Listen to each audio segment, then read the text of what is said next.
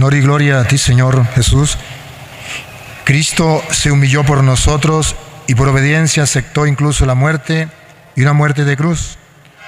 Por eso Dios lo exaltó sobre todas las cosas y le otorgó el nombre que está sobre todo nombre. Todos. Honor y gloria a ti, Señor Jesús.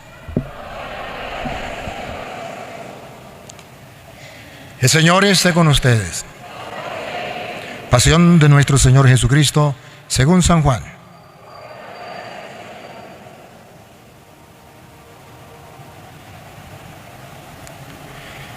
En aquel tiempo Jesús fue con sus discípulos al otro lado del torrente Cedrón, donde había un huerto, y entraron allí él y sus discípulos.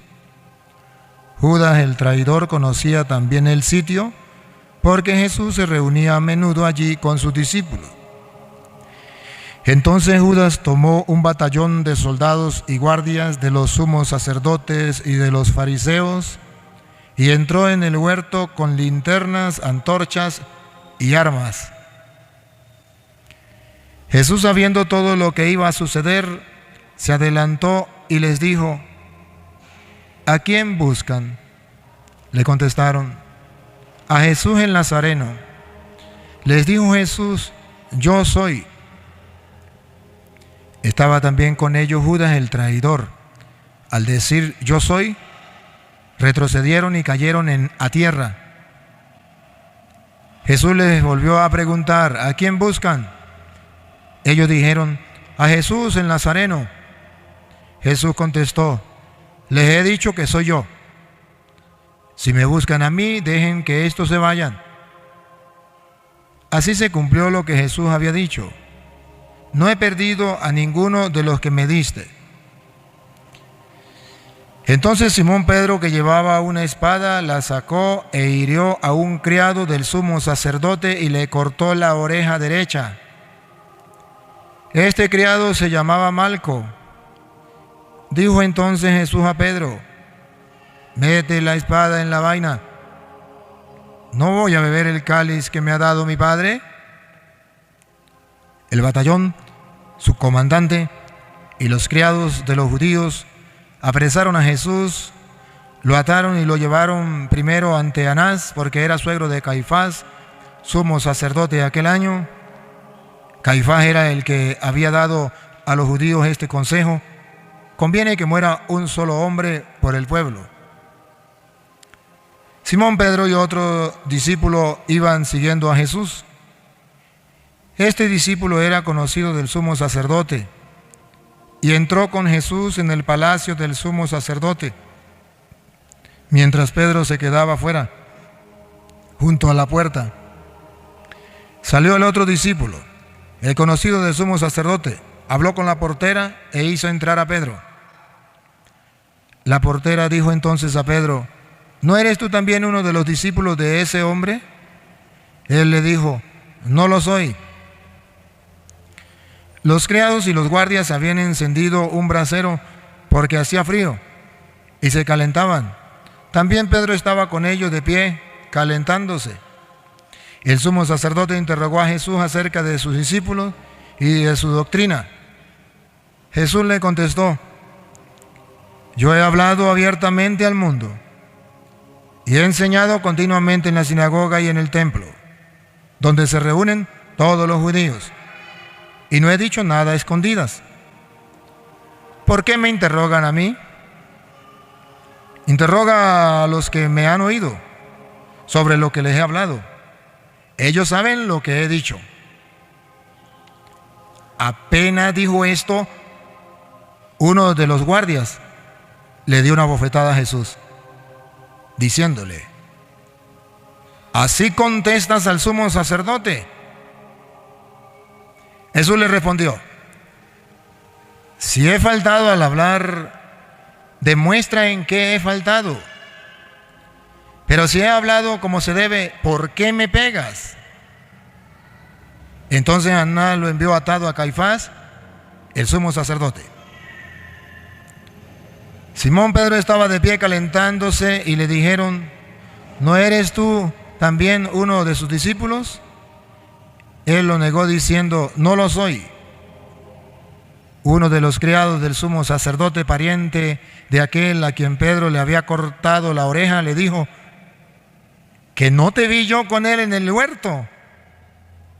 Pedro volvió a negarlo y enseguida cantó un gallo. Llevaron a Jesús de casa de Caifás al pretorio.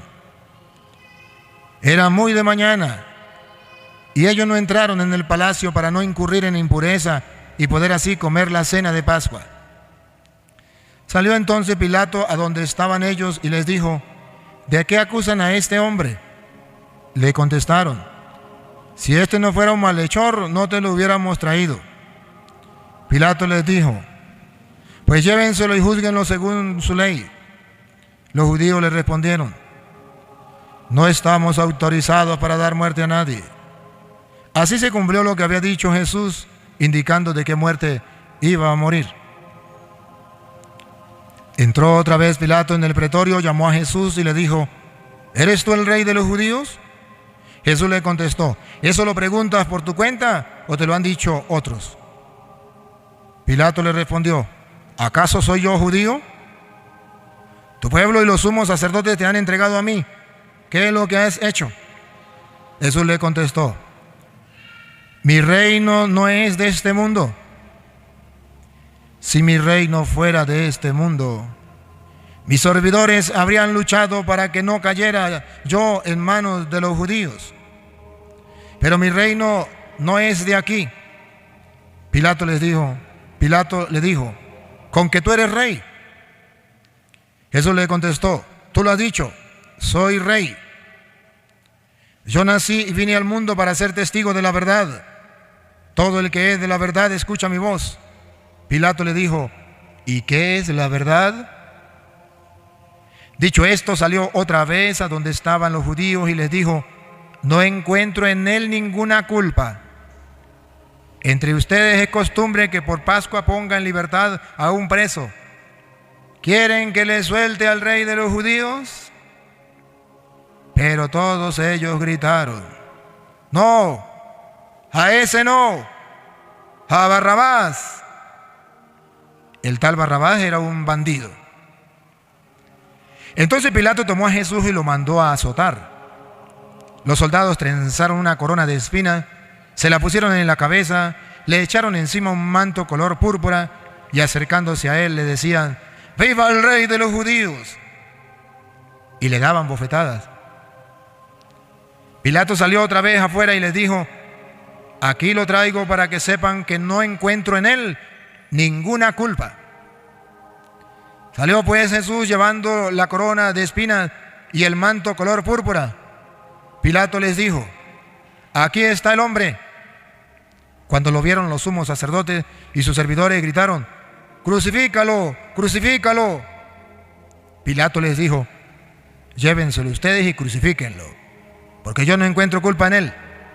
Los judíos le contestaron: nosotros tenemos una ley y según esa ley tiene que morir porque se ha declarado Hijo de Dios. Cuando Pilato oyó estas palabras, se asustó aún más y entrando otra vez en el pretorio dijo a Jesús: ¿de dónde eres tú? Pero Jesús no le respondió. Pilato le dijo entonces: ¿a mí no me hablas? ¿No sabes que tengo autoridad para soltarte y autoridad para crucificarte?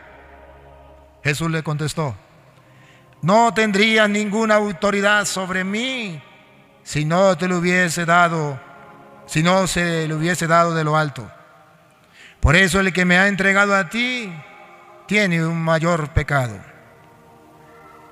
Desde ese momento Pilato trataba de soltarlo, pero los judíos gritaban: si sueltas a ese, no eres amigo del César. Porque todo el que pretende ser rey es enemigo del César. Al oír estas palabras, Pilato sacó a Jesús y lo sentó en el tribunal, en el sitio que llaman el enlosado, en hebreo, Gábata. Era el día de la preparación de la Pascua, hacia el mediodía. Y dijo Pilato a los judíos: aquí tienen a su rey. Entonces gritaron: ¡fuera! ¡Fuera! ¡Crucifíquenlo! Pilato les dijo: a su rey voy a crucificar. Contestaron los sumos sacerdotes: no tenemos más rey que el César. Entonces se lo entregó para que... Perdonen, pero aquí está borrado. Para que lo crucificaran debería ser. Tomaron a Jesús y él, cargando con la cruz, se dirigió hacia el sitio llamado la Calavera, que en hebreo se dice Gólgota, donde lo crucificaron, y con él a otros dos, uno de cada lado, y en medio Jesús. Pilato mandó a escribir un letrero y ponerlo encima de la cruz. En él estaba escrito: Jesús el Nazareno, el rey de los judíos. Leyeron el letrero muchos judíos porque estaba cerca el lugar donde crucificaron a Jesús, y estaba escrito en hebreo, latín y griego. Entonces los sumos sacerdotes de los judíos le dijeron a Pilato: no escribas el rey de los judíos, sino este ha dicho: soy rey de los judíos. Pilato le contestó: lo escrito, escrito está. Cuando crucificaron a Jesús, los soldados cogieron su ropa e hicieron 4 partes, una para cada soldado, y apartaron la túnica. Era una túnica sin costura, tejida toda de una pieza de arriba abajo. Por eso se dijeron: no lo rasguemos, sino echemos suerte para ver a quién le toca. Así se cumplió lo que dice la Escritura: se repartieron mi ropa y echaron a suerte mi túnica. Y eso hicieron los soldados. Junto a la cruz de Jesús estaba su madre, la hermana de su madre, María, la de Cleofás, y María Magdalena. Al ver a su madre y junto a ella al discípulo que tanto quería, Jesús dijo a su madre: mujer, ahí está tu hijo. Luego dijo al discípulo: ahí está tu madre. Y desde entonces el discípulo se la llevó a vivir con él. Después de esto, sabiendo Jesús que todo había llegado a su término, para que se cumplieran las Escrituras, dijo: tengo sed. Había allí un jarro lleno de vinagre. Los soldados sujetaron una esponja empapada en vinagre a una caña de hisopo y se la acercaron a la boca. Jesús probó el vinagre y dijo: todo está cumplido. E inclinando la cabeza, entregó el Espíritu. De rodillas, por favor.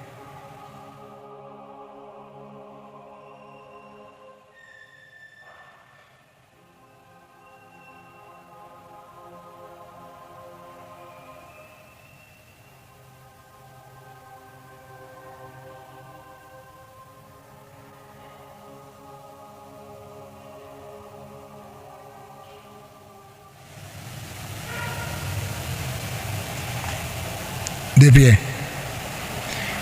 Entonces los judíos, como era el día de la preparación de la Pascua, para que los cuerpos de los ajusticiados no se quedaran en la cruz el sábado, porque aquel sábado era un día muy solemne, pidieron a Pilato que les quebraran las piernas y los quitaran de la cruz.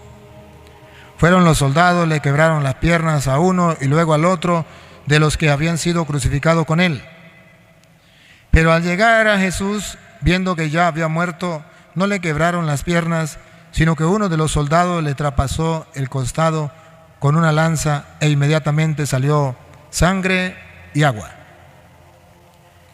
El que vio da testimonio de esto, y su testimonio es verdadero, y él sabe que dice la verdad, para que también ustedes crean. Esto sucedió para que se cumpliera lo que dice la Escritura: no le quebrarán ningún hueso. Y en otro lugar, la Escritura dice: mirarán al que traspasaron. Después de esto, José de Arimatea, que era discípulo de Jesús, pero oculto por miedo a los judíos, pidió a Pilato que le dejara llevarse el cuerpo de Jesús, y Pilato lo autorizó. Él fue entonces y se llevó el cuerpo. Llegó también Nicodemo, el que había ido a verlo de noche, y trajo unas 100 libras de una mezcla de mirra y aloe. Tomaron el cuerpo de Jesús y lo envolvieron en lienzos con esos aromas, según se acostumbra enterrar entre los judíos. Había un huerto en el sitio donde lo crucificaron, y en el huerto un sepulcro nuevo, donde nadie había sido enterrado todavía. Y como para los judíos era el día de la preparación de la Pascua, y el sepulcro estaba cerca, allí pusieron a Jesús. Palabra del Señor. Digan conmigo: Santo y Divino Espíritu, lléname plenamente de tu luz, de tu sabiduría. Así sea. Meditamos la pasión de nuestro Señor Jesucristo. Jesucristo sufrió la pasión, la sufrió corporalmente, carnalmente, humanamente, así como ustedes y yo sufrimos en la vida. Y quisiera comenzar, antes de hacer la reflexión, leyendo Colosenses 1:24. Colosenses 1:24, porque Pablo nos dice que sí, verdaderamente Jesucristo sufrió la pasión, pero que sus sufrimientos también se unen a los de Cristo. Pero nos da un dato Pablo que yo quiero que hoy escuchemos. Dale, Colosenses 1:24. Ahora me alegro cuando tengo que sufrir por ustedes. Me alegra cuando tengo que sufrir por ustedes. Dice Pablo que está sufriendo por los fieles. Siga. Pues así, completo en mi carne. Completo en mi carne. Oigan esto. Cuando uno sufre en esta vida, completa en la carne de uno Lo que falta a los sufrimientos de Cristo. ¡Ah, caramba! Lo que falta a los sufrimientos de Cristo. O sea que los sufrimientos suyos en su familia, en su patria, los sufrimientos suyos por su enfermedad, o los sufrimientos suyos, los que usted tenga, vienen para que usted sea capaz de complementar en su vida, en su carne, de vivir los padecimientos de Cristo. Repítalo, Luis. Ahora me alegro cuando tengo que sufrir por ustedes. Pues así, completo en mi carne, lo que falta a los sufrimientos de Cristo. A ver, ¿cómo está Pablo ante el sufrimiento? ¿Amargado? ¿Renegando? ¿Maldiciendo? Repítalo, Luis, ¿cómo está Pablo? Ahora me alegro. ¿Cómo está Pablo? Ahora me alegro. Pablo está alegre. A ver, ¿se ganó el quino Pablo? Vamos a ver por qué está alegre. Me alegro cuando tengo que sufrir por ustedes. Cuando tengo que sufrir. Pablo se alegra cuando tiene que sufrir. El Evangelio de Jesucristo nos presenta hoy la pasión de Cristo. Y aún Pablo que se alegra cuando tiene que sufrir, porque él puede experimentar junto a Cristo la pasión de Cristo por el mundo. Distinto a los cristianos modernos que ahora vienen con una teología barata. ¿Saben cuál es la teología barata de los cristianos del siglo XXI? Pare de sufrir. Pare de sufrir. Pero si ustedes ponen la lupa, un cristiano que conozca la pasión de Cristo, que conozca los misterios del reino, como Pablo, se alegra cuando tiene que sufrir, porque así experimenta en su carne lo que le falta a la pasión de Cristo. Querido hermano que sufre una enfermedad cruel, con dolores fuertes, aquí Pablo te da un dato. Puede ser un cristiano que asuma ese dolor, ese sufrimiento con fe, para que en su carne lo que le falta a la pasión de Cristo.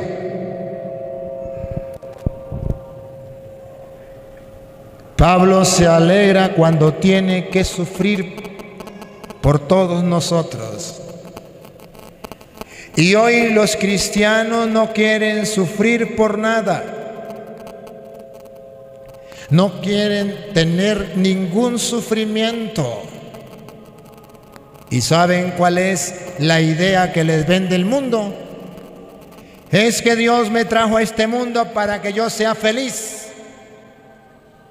Y si hay una persona que me amargue la vida, si tengo que quitarle la vida, si tengo que destruirlo, si tengo que ignorarlo, si tengo que odiarlo, lo hago para que me deje ser feliz. Entrevistaban a una mujer, la entrevistaban por televisión y le decía, ¿usted es cristiana? Y ella decía, sí, cristiana evangélica. Y le decía, ¿y si usted es cristiana? Ella había asesinado. ¿Por qué usted ha matado? Y la mujer dice, le voy a explicar. Cuando yo tengo un enemigo, yo no soy feliz. Dios me trajo al mundo para ser feliz. Dios quiere mi felicidad. Cuando una persona me hace un daño, me amarga la vida, me roba la felicidad. Cuando yo mato a esa persona, se eliminó lo que me hacía sufrir, lo que me hacía tener rabia. Entonces, al quitarla del camino a esa persona, yo soy feliz. Y si yo soy feliz, Dios tiene que estar feliz conmigo, porque Él me hizo para que yo sea feliz.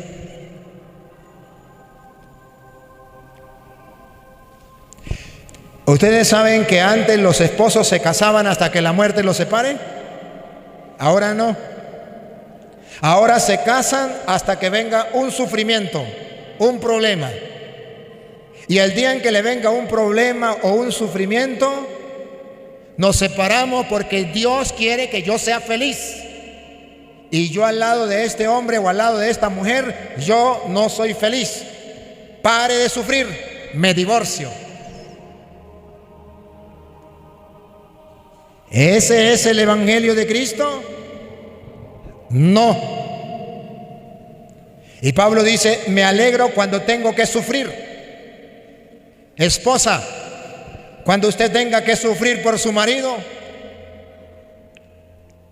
haz un acto de fe como Pablo, mira hacia el Señor en la cruz y diga, me alegra tener que sufrir estos padecimientos para complementar la pasión de Cristo en la cruz por mi esposo amado con el que me casé hasta que la muerte me separe.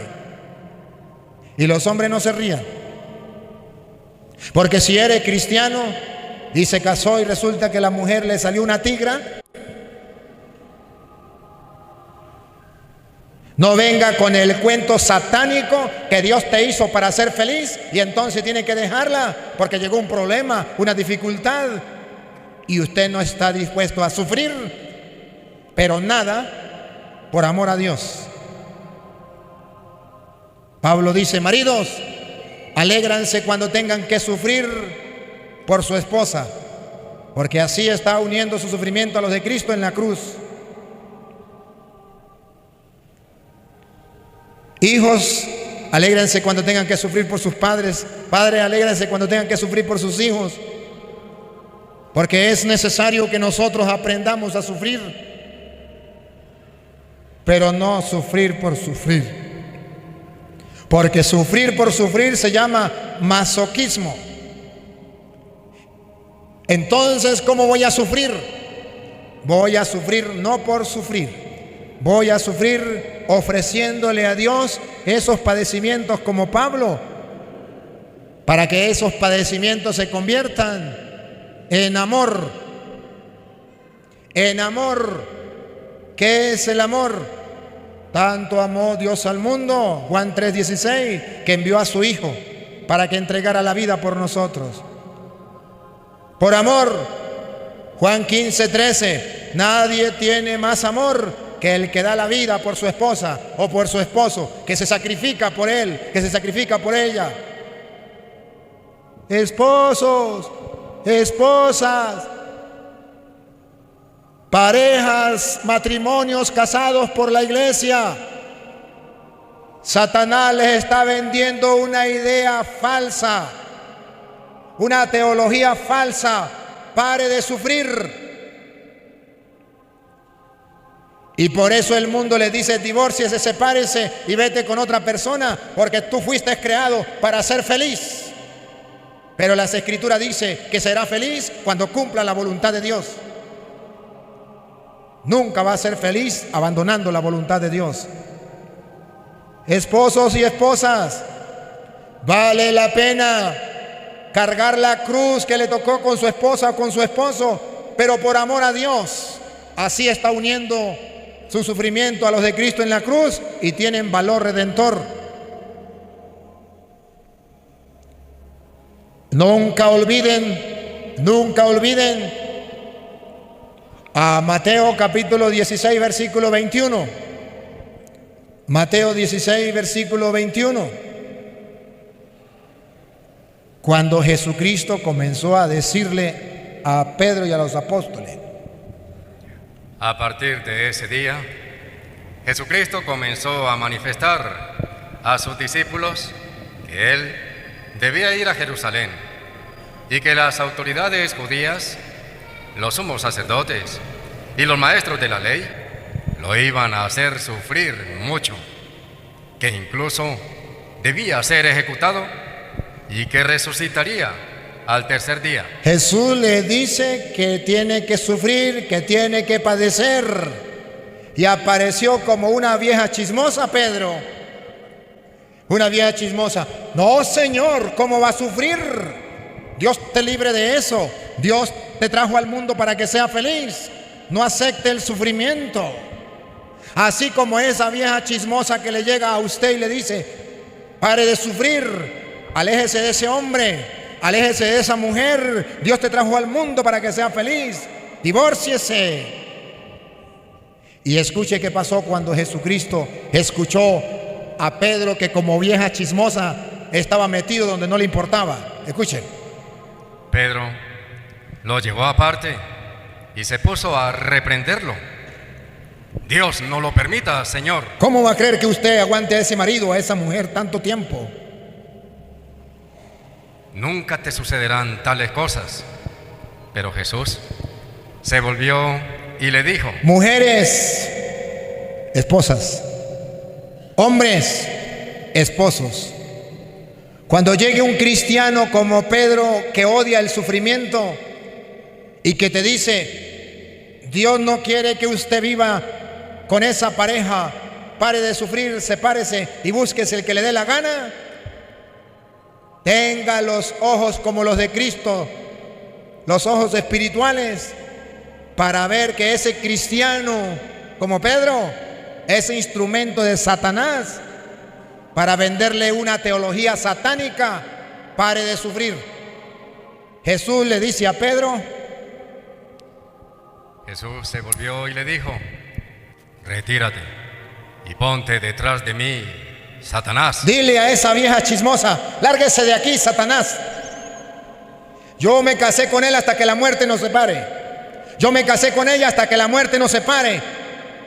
Y quiero unir mi sufrimiento a los de Cristo en la cruz por la salvación mía, de mi esposo y de mi hogar. Esta es mi cruz y la abrazo con amor. Apártate de mí, Satanás. Siga. ¿Quieres hacerme tropezar? ¿Quiere hacerme tropezar? ¿Quiere que me divorcie? ¿Quiere que le sirva al diablo? Tus ambiciones no son las de Dios. Tus ambiciones, tus pensamientos, tus consejos, vieja chismosa, no son los de Dios, sino los de los hombres. Eres un instrumento de Satanás para destruir los hogares. Hoy Satanás está destruyendo los hogares, prohibiéndoles cargar la cruz, y manda a cristianos como Pedro con la teología satánica: pare de sufrir. Dios no quiere que usted sufra con esa pareja. Sepárese y búsquese su príncipe azul. Sinvergüenza, vagabundo, raza de víbora, sepulcro blanqueado, fariseo hipócrita, y todavía se llama católico y se llama cristiano, dándole un consejo a un matrimonio que se ha casado por la iglesia y que ha recibido la bendición de Dios. Así marcha el mundo de hoy. Vuelva Luis a Colosenses 1:24. Pedro dice: me alegro cuando tengo que sufrir.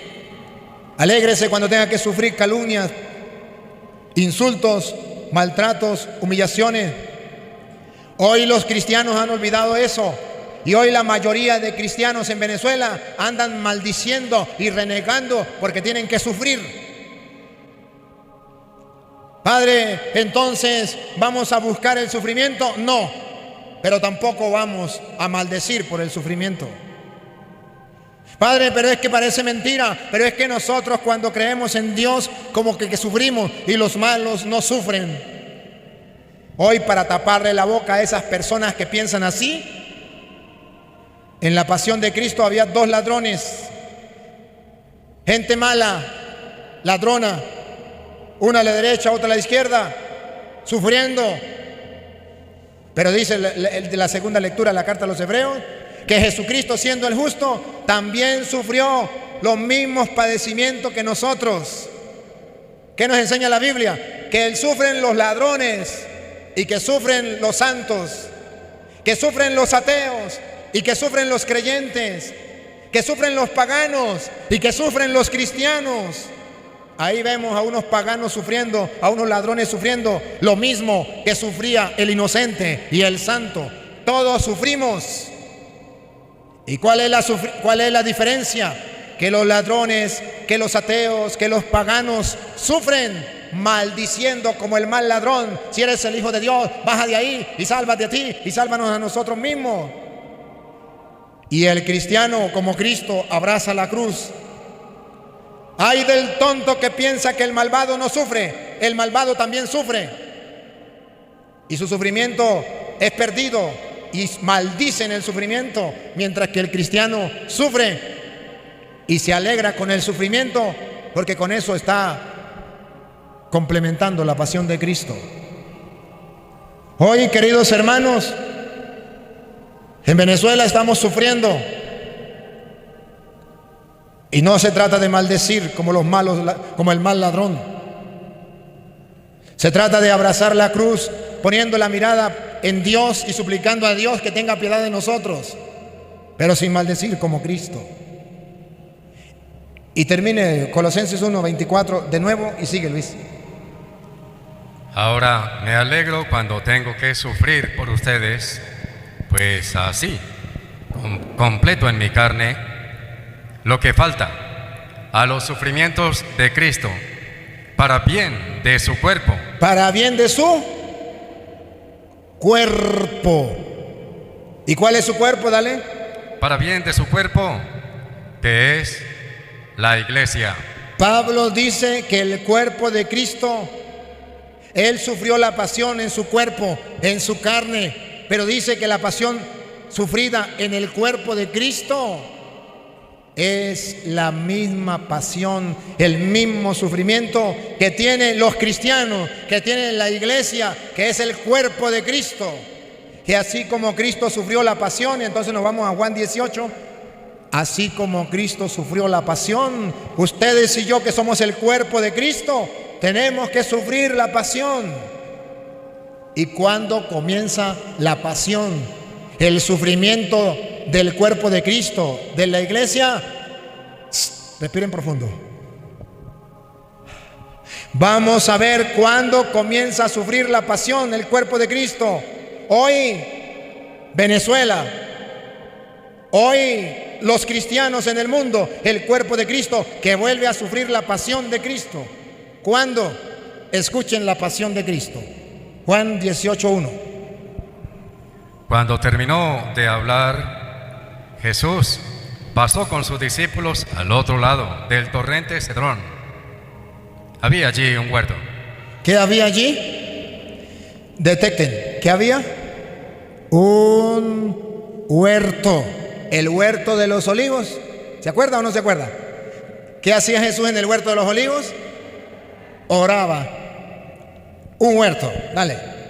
Y Jesús entró en él con sus discípulos. ¿Entró en él con quién? Con sus discípulos. Entró al huerto de los olivos a orar con sus discípulos. Pregunto, ¿sería que entraron todos al huerto de los olivos a orar? Vamos a ver. Judas, el que lo entregaba, conocía también ese lugar. Judas conocía también ese campo. Había ido muchas veces a orar a ese campo, pero en ese momento Judas no fue a orar. ¿Dónde comienza el problema? El problema comienza cuando los discípulos de Cristo no van al huerto de los olivos a orar. Ahí comienza el problema. Ahí comienza el problema. Todo comenzó cuando uno de sus discípulos no fue a orar al huerto de los olivos. Pregunto, ¿será usted? ¿Quién será ese Judas, ese discípulo de Cristo que sabe que hay que orar, pero que no quiere ir al huerto de los olivos a orar? ¿Será usted? ¿Seré yo? Si usted no va a orar todos los días, si usted no se asegura de tener una oración, un encuentro personal con Dios a través de la oración en el huerto de los olivos todos los días, donde acostumbraba a ir Cristo con sus discípulos, ahí comienza su desgracia. Ahí comienza a ser enemigo de Cristo. Ahí se olvida de la amistad de Cristo. Ahí se aparta de Cristo. Judas no fue al huerto de los olivos a orar. Los otros sí fueron. Y cuando un cristiano no ora, ¿qué le pasa? Judas no fue a orar. ¿Qué fue a hacer Judas? Escuchen. Judas, el que lo entregaba, conocía también ese lugar, pues Jesús se había reunido allí muchas veces con sus discípulos. Judas hizo de guía a los soldados romanos. ¿Cómo? Hizo de guía. Escuche. No fue a orar. Y el vagabundo, como no tenía oración, lo agarraron los soldados romanos para que lo guiaran. Se fue del otro bando. Era discípulo de Cristo, pero sin oración. Cuando usted es un cristiano sin oración, lo agarra el ejército del otro bando, los soldados, los guardias del otro bando lo agarraron. Siga. Hizo de guía a los soldados romanos y a los guardias. A los soldados romanos y a los guardias. Enviados por los jefes de los sacerdotes. Enviados por las autoridades. Y los fariseos. Oigan esto. Cuando usted no ora, lo agarran para su grupo los fariseos. Cuando usted no ora, usted es un cristiano presa fácil para que los policías, para que los guardias, para que los soldados y para que las autoridades lo agarren, lo pongan de su parte y lo conviertan de enemigo de Jesús. Dígame si eso no es lo que está sucediendo hoy en Venezuela. ¿Quiénes son los que están apoyando a los guardias, a los soldados y a las autoridades en Venezuela para destruir, matar, asesinar y dejar morir de hambre y de enfermedad al pueblo? Los cristianos, los católicos, los creyentes que sin orar por falta de oración abandonaron la iglesia, abandonaron la fe y se fueron apoyando a las autoridades que vienen ahora a matar al cuerpo de Cristo, que es la iglesia, que son los fieles.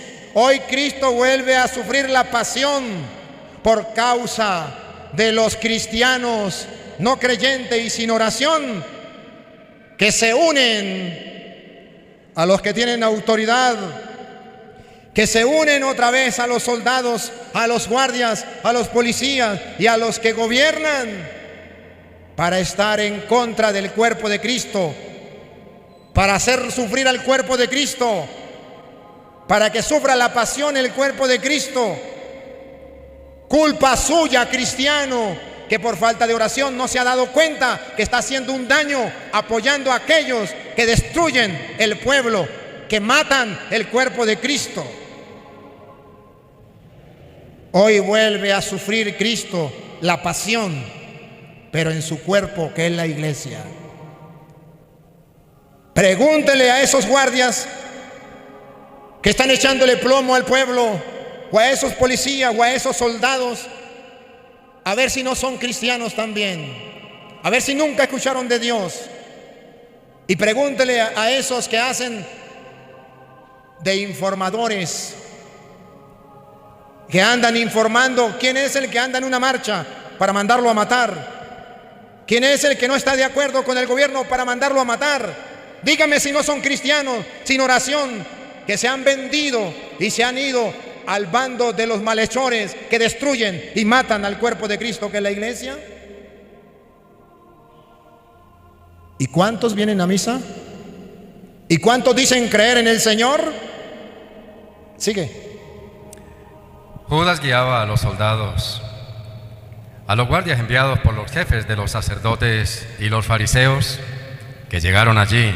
Que llegaron allí, pongan la lupa, que llegaron allí. Con linternas. Con linternas. Antorchas. Antorchas. Y armas. Y armas. No ha cambiado nada. Desde el tiempo de Cristo no ha cambiado nada. ¿Cómo vienen los soldados? ¿Cómo vienen los militares? ¿Cómo vienen los generales, los capitanes? ¿Cómo vienen los guardias hacia el pueblo? Con armas. ¿A qué? A destruir el cuerpo de Cristo, que está desarmado, el cuerpo de Cristo que está padeciendo, que está sufriendo, que está muriendo, y ellos con armas amedrantando al pueblo. Vuelve a suceder lo mismo. Y Cristo vuelve a sufrir la pasión en el cuerpo, que es la iglesia. ¡Qué bárbaro! ¿Y saben qué es lo peor? Que en el capítulo 19, en el versículo 12, capítulo 19, versículo 12, Pilato, cuando escucha hablar de Jesús, escuche qué dice. Pilato todavía buscaba la manera de dejarlo en libertad. Pilato buscaba la manera de dejarlo en libertad. ¿Quién era Pilato? El que estaba haciendo ahí de juez, como los jueces de Venezuela. Poder. Como los jueces de Venezuela, que andan haciendo justicia, entre comillas. Dale. Pero los judíos gritaban: si lo dejas en libertad. Si lo dejas, escuche. Los judíos gritaban: si lo dejas en libertad. No eres amigo del César. ¿Qué? No eres amigo del César. Si lo dejas en libertad, no eres amigo del César, del presidente. No eres amigo de la revolución. No eres amigo de... Si lo dejas en libertad, ¿por qué los jueces han condenado a gente inocente? Porque los que están en el gobierno le dicen: si lo dejas en libertad, no eres amigo de...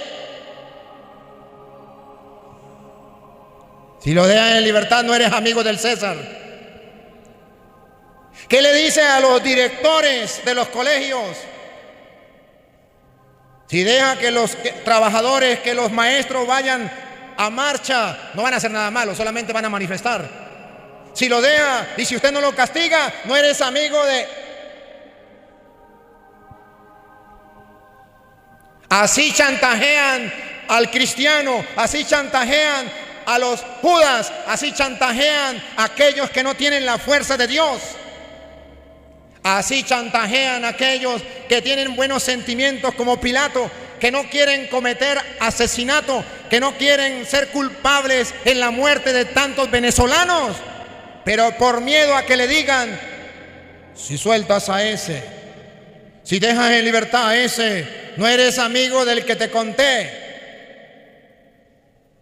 Así están chantajeando a tantos venezolanos, a tantos cristianos. ¿Y cuántos de ustedes se han prestado para ese jueguito? No crean ustedes que es la gente de afuera, ustedes muchos, para ganarse la amistad con el gobernador, con el presidente, con el no sé qué. A mí qué me importa quién sea, hombre mortal de carne y hueso, que entre 100 años no existirá nada, que se lo van a tragar los gusanos, al igual que ustedes que a mí. Se han apartado de Dios por falta de oración, por no tener la claridad para ver que el cuerpo de Cristo sigue sufriendo la pasión, el pueblo sigue muriendo de hambre, y ahí tienen los guardias, y ahí tienen a los soldados. ¿Saben qué hicieron estos muérganos guardias y soldados? Óiganlo. Juan 18, 21. Cuando Jesucristo habla y le decía al pueblo, tal como lo estoy haciendo yo, como sacerdote del Dios Altísimo, siguiendo el ejemplo de Jesucristo, que le hablaba al pueblo con claridad. Oiga lo que hacía Jesús. 18, 21 de Juan. ¿Por qué me preguntas a mí? Interroga a lo que escucharon lo que he dicho. Lo van a condenar porque Jesucristo hablaba abiertamente y decía la verdad. Y Jesús le dice: ¿por qué me interrogan a mí? Pregúntele lo que me han escuchado. Al oír esto, uno de los guardias. ¿Uno de los guardias? ¿Uno de los qué? ¿Uno de los qué? Uno de los guardias. ¡Guardias! Deténgase ahí. ¡Guardias! Puede ser que haya un guardia aquí, con amor, de corazón, si me estás escuchando. Soldado, militar, general, coronel, capitán, policía. Oiga, uno de los guardias. Al oír esto, uno de los guardias que estaba allí, le dio a Jesús una bofetada en la cara. Sacó la mano y le dio una bofetada a Jesús en la cara, al inocente. ¿No es eso lo que están haciendo los guardias hoy? Dándole bofetada al pueblo para que no hable, para que no diga lo que necesita, para que no grite: nos estamos muriendo de hambre, para que no estamos necesitados de medicina, para que no grite: necesitamos hospitales, necesitamos escuelas, necesitamos esto y aquello. ¿Qué hacen los guardias? Dale de bofetada de nuevo al pueblo, al cuerpo de Cristo. Le dio de bofetada en la cara al maestro, al inocente, un pueblo inocente que se levanta a pedir justicia. Los guardias, los soldados, los policías, los militares se levantan y le dan de bofetada. Ya bastan, guardias, autoridades, ya basta de golpear a Cristo en la cara, ya basta. Ese no es su trabajo. Y escuche lo que dijo Cristo. Y le decía este guardia: ¿así contestas al sumo sacerdote? El guardia le dice: ¿por qué lo golpea?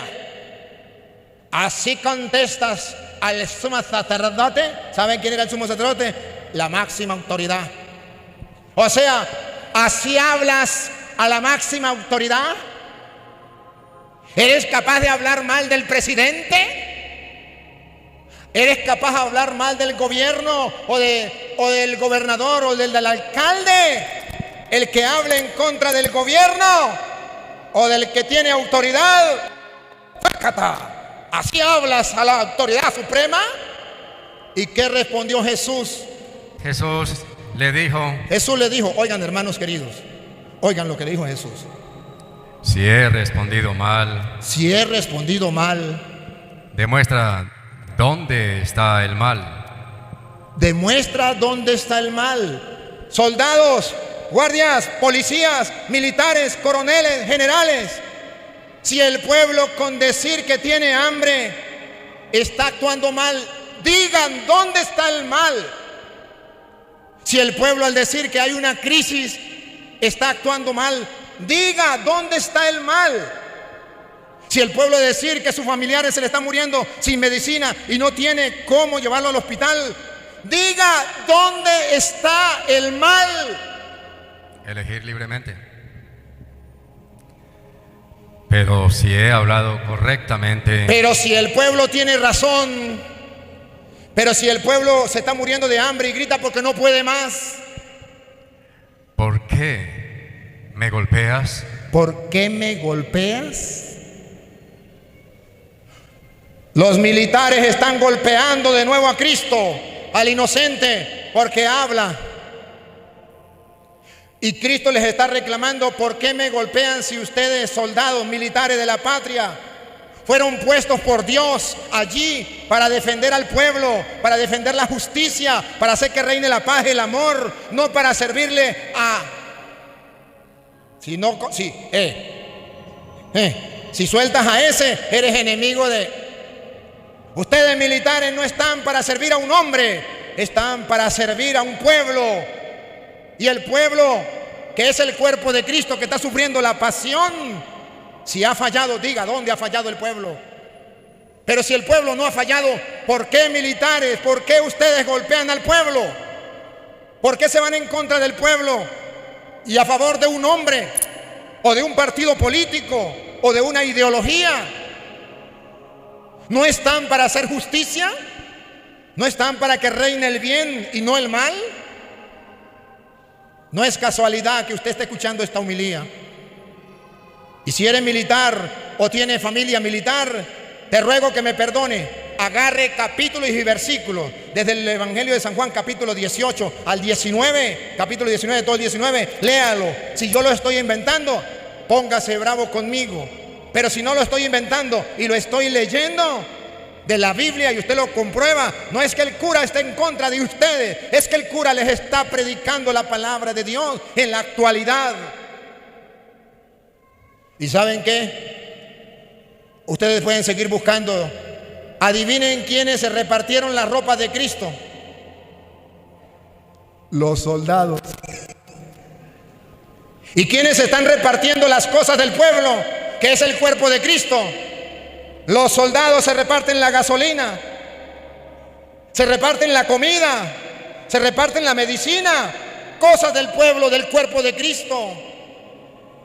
¿Y sabe qué les dice Cristo? No yo. Lucas capítulo 3, versículo 14. Soldados, policías, coroneles, generales, guardias, autoridades, políticos, alcalde, gobernador, presidente, escuchen la palabra del Señor. ¿El cura se está metiendo en política? No, el cura le está predicando a los políticos. El cura le está predicando a los guardias, a los militares. No se está metiendo en política, le está predicando a los políticos. No confunda la chicha con la limonada. Oiga lo que dice Lucas capítulo 3, versículo 14. Respondió Juan: no cobren más de lo establecido. Lea el 13 entonces. Respondió Juan. El 13. ¿Lo está leyendo desde el 13? Yo le dije el 14. Perdón, padre. El 14. A su vez, unos soldados. Ahí, Luis, no, yo quiero dejar a los soldados. Otra vez, Luis. A su vez, unos soldados. Unos soldados, unos militares, unos guardias. Eso no lo escribí yo. Si algún militar se quiere poner bravo, póngase bravo con San Lucas, capítulo 3, versículo 14. Póngase bravo con San Lucas. Un militar, un policía, un guardia, un coronel, un capitán, un general, uno de esos militares se le acercó y le preguntó. A su vez, unos soldados le preguntaron: ¿y nosotros qué debemos hacer? ¿Y nosotros qué debemos hacer? Hay militares que quieren hacer las cosas bien. Los felicito. Hay militares que se preguntan: ¿y nosotros qué tenemos que hacer para agradar a Dios? Les felicito. Pues aquí está la respuesta, que lo diga la Biblia. Juan les contestó: Juan les contestó: no abusen de la gente. No abusen de la gente. Quédese ahí, Luis. Qué bonito fuera que leyeran los militares de Venezuela este mensaje de Dios. Militares del mundo entero, pero especialmente de Venezuela, no abusen de la gente. Se lo traduzco en castellano. No extorsionen a la gente. Más claro quieren, no roben a la gente. Ustedes no se metieron a militares para robar a la gente, para extorsionar a la gente, para quitarle la comidita a la gente, para humillar a la gente con la gasolina y no darle gasolina, porque a los contrabandistas, a ellos sí le vende gasolina en dólares y en pesos. Ah, sinvergüenzas, vagabundos, raza de víbora, sepulcro blanqueado, fariseo hipócrita. ¿Cree que Dios se cierra los ojos o se tapa los oídos? Señor cura, ¿lo está diciendo por mí? No, por ti no, por los militares que están haciendo eso. Ah, pues yo soy uno de esos. Pues sí, es para ti. Si no lo estás haciendo, no es para ti. No extorsionen a la gente. No abusen de la gente. No hagan denuncias falsas. Militares, no hagan denuncias falsas. Andan sembrándole, porque tienen autoridad, andan sembrándole droga a las personas o metiéndole armas y diciendo que era un terrorista. No hagan denuncias falsas, porque el Dios no se tapa los ojos. Dios lo ve. ¿Dónde te vas a esconder? No hagas denuncias falsas. Siga. Y conténtense con su sueldo. ¿Y qué, Luis? Y conténtense con su sueldo. ¿Y qué, Luis? Y conténtense con su sueldo. Militares, conténtense con su sueldo. Y si no están contentos con su sueldo, sálgase de militar y póngase a vender lo que usted quiera, menos droga. Pero conténtese con su sueldo. O háganlo valer. No anden robando. ¿Qué culpa tengo yo, señor cura? Si a mí el gobierno no me paga sin una migaja, ¿de qué voy a comer yo? Pues haga otro trabajo, pero no robe. ¿Por qué tiene que robar al campesino que se dedicó a sembrar y que quiere producir para servir a los demás? ¿Por qué tiene que robar a ese pobre campesino que lleva su mercancía a vender para que otros coman? ¿Por qué tiene que robarlo? Ya basta. Cristo sigue sufriendo. Cristo sigue sufriendo. Sigue padeciendo en Venezuela. ¿Y qué debemos hacer nosotros? Me da tristeza, porque nosotros no estamos haciendo lo que teníamos que hacer. Juan capítulo 18, versículo 36, no, 30 y, pase el 37. Juan capítulo 18, versículo 37, nos está diciendo que ustedes y yo no estamos haciendo lo que deberíamos hacer. Pilato le preguntó: ¿entonces tú eres rey? Jesús respondió: tú lo has dicho, yo soy rey. Y escuche lo que viene. Yo doy testimonio de la verdad, y para esto he nacido y he venido al mundo. Todo el que está al lado de la verdad escucha mi voz. Jesucristo es el Rey de la verdad. Padre, ¿y cómo se le ocurre a usted predicar de esta manera? Porque yo le sirvo al Rey de la verdad. Y el que es de la verdad escucha mi voz. Y el que no es de la verdad se está retorciendo ahí en la silla donde me está escuchando, porque no ama la verdad, ni ama al Rey de la verdad, porque ama la mentira y el engaño, y vive engañado, y lo mantienen engañado y creen que están haciendo las cosas bien. Siga. Pilato le dijo: ¿y qué es la verdad? ¿Y qué es la verdad? Si quieren saber qué es la verdad, Juan 14, 6, búsquenlo, tarea para la casa. ¿Qué es la verdad? La verdad no es lo que digan ni el gobierno ni la oposición. Eso me tiene sin cuidado. Esa no es la verdad. La verdad es lo que diga Dios. Jesús dijo: yo soy el camino, la verdad y la vida. Jesús dijo: si permanecen en mi palabra, conocerán la verdad y la verdad los hará libre. La verdad no la tiene ni el gobierno ni la oposición, la tiene Cristo. Y el que más se acerque a Cristo, ese es el de la verdad. Pero no el que se acerque a Cristo con palabras diciendo, mi Cristo Redentor, pero odia a los demás. No, el que viva según el mandato de Cristo. Y escuche lo que viene, por favor, que esta es la actitud que ustedes de aquí, si vinieron a escuchar la pasión de Cristo y saben que Cristo está padeciendo, su cuerpo está padeciendo hoy literalmente en Venezuela, su cuerpo que es los fieles, los creyentes que están sufriendo, tenemos que ser distintos a aquellos que crucificaron a Cristo. Oiga. Dicho esto, salió de nuevo donde estaban los judíos y les dijo, yo no encuentro ningún motivo. Yo no encuentro ningún motivo. ¿Ustedes encuentran algún motivo por qué el pueblo venezolano debe morir de hambre y de enfermedad siendo tan rico el pueblo de Venezuela? No encontramos ningún motivo. ¿Encuentran algún motivo por qué meter preso a la gente que marcha y dice, no estamos de acuerdo, que nos muramos de hambre y necesidad de medicina y que nadie nos ayude? No encuentro ningún motivo por qué meterse contra el pueblo. Siga. No encuentro ningún motivo para condenar a este hombre. Para condenar a este pueblo a la miseria, a la desgracia. Pero aquí es costumbre que en la Pascua yo les devuelva a un prisionero. Ahora dice, es costumbre que en la Pascua se suelte a un prisionero. ¿Quieren ustedes ¿A quién quieren ustedes que suelten? que ponga en libertad al rey de los judíos? A Cristo, al cuerpo de Cristo, que son los fieles que militan en Venezuela, los que están sufriendo y padeciendo de hambre, muriendo por enfermedades sin tener medicina. ¿A quién ponemos en libertad? ¿A los que apoyan al pueblo? Ellos empezaron a gritar, a ese no. ¡Epa!